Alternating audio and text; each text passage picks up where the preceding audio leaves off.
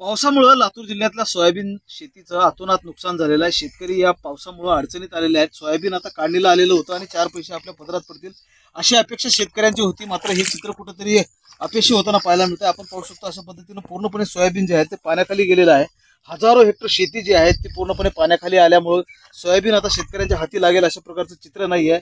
निलंगा असेल, औसा, रेणापूर, अहमदपूर आणि चाकूर तालुक्यामधल्या शेतकऱ्यांना प्रामुख्याने ह्या मोठ्या पावसाचा किंवा अतिवृष्टीचा फटका बसलेला आहे। शेतामध्ये काढणीला आलेल्या वेळेतच पूर्णपणे पाणी साचलेलं आहे। त्यामुळे आता हे सोयाबीन जे आहे ते शेतकऱ्यांना काढता येणार नाही आणि त्यामुळे शेतकरी कुठेतरी हवालदिल असताना पाहायला मिळतो आहे। निलंगा तालुक्यातल्या कोतलशेवणी परिसरामध्ये आपण आहोत। या भागातले शेतकरी आपल्या सोबत आहेत, त्यांच्याकडनं जाणून घेणार आहोत की नेमकी काय अवस्था झाली आहे मामा सोयाबीनमुळे। पाणी लागून गेलं सोयाबीन, पाणी आहे सध्या सोयाबीन मध्ये, काढा येईना, खर्च झाला एवढा मोठा, उत्पन्न काहीच नाही।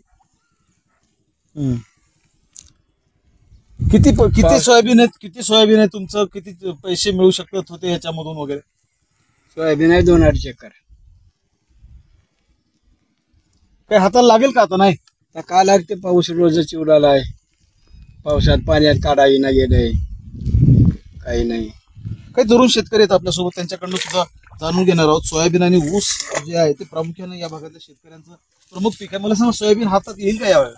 या वर्षी सोयाबीन गेल्या 2 ते 3 दिवसापासून अक्षरशः पावसाने धुमाकूळ घातलेला आहे। मराठवाड्यामध्ये विशेषतः लातूरमध्ये जे काही रेणापूर, अहमदपूर आणि निलंगा जे तालुके आहेत, ते तालुका अक्षरशः 2 ते 3 दिवसामध्ये पाण्याखाली आहेत।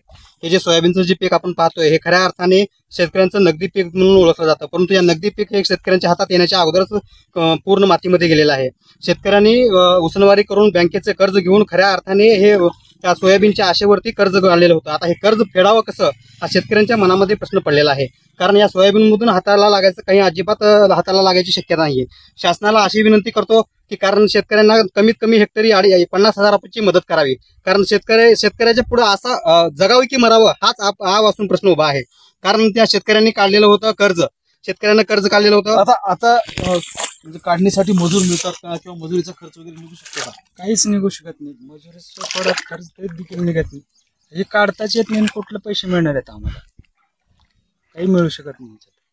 किती शेतकरी आहेत असे या भागामध्ये ज्यांच्या शेतीची अवस्था अशी झाली? एकूण सर्वच शेतकरी आहेत या गावचे, कोतलशेवणी या गावातले सर्व शेतकरी आहेत। अशी परिस्थिती आहे सध्या।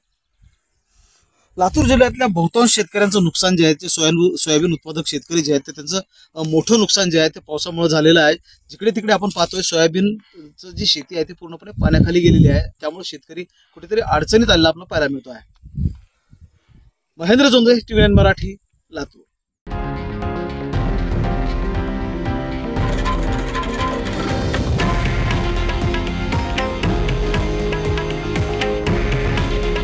हे आहे देशातील नंबर 1 न्यूज नेटवर्क आणि आपण पाहत आहात TV9 मराठी। काळजी तुमची, हित महाराष्ट्राचं।